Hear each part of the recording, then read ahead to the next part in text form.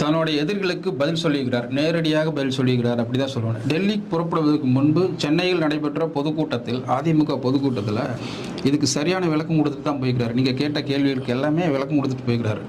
அதில் வந்து முதல் விஷயமா வந்து சொன்னார், கட்சியினுடைய ஒரு கோயிலாக கடந்துட்டு இருக்கிற கட்சியினுடைய எம்ஜிஆர் மாளிகைகளுக்கு போய் எவர் அடித்து ஒடித்து நொறுக்கினாரோ அவரை வந்து நீங்கள் கட்சியில் சேர்த்துக்க சொல்கிறீங்களா? முதல் பாயிண்ட்டு. ரெண்டாவது பாயிண்ட்டு, 18 பேர்த்த வந்து கட்சியிலேருந்து எடுத்துகிட்டு கொண்டு போய் தனக்கு எதிராக நிற்க வச்சு, இரட்டைலைக்கு எதிராக வந்து தேர்தலில் நிற்க வச்சவர், அவரை நீங்கள் கட்சியில் சேர்த்துக்க சொல்கிறீங்களா? ஒரு காலம் நடக்காது. இது யாருக்கும் பயப்பட மாட்டேன். தொண்டர்கள் யாரும் ஏற்றுக்கொள்ள மாட்டார்கள். அதிமுகவை சீண்ட முடியாது. நான் வந்து பயப்படக்கூடிய ஆள் இல்லை, சலசலப்புக்கு அஞ்சக்கூடிய ஆள் இல்லை. இதெல்லாம் அவரோட ஸ்டேட்மெண்ட்டு. இந்த ஸ்டேட்மெண்ட்டை வச்சுக்கிட்டு தான் அதே சமயத்தில் அதிமுகவை யாராலும்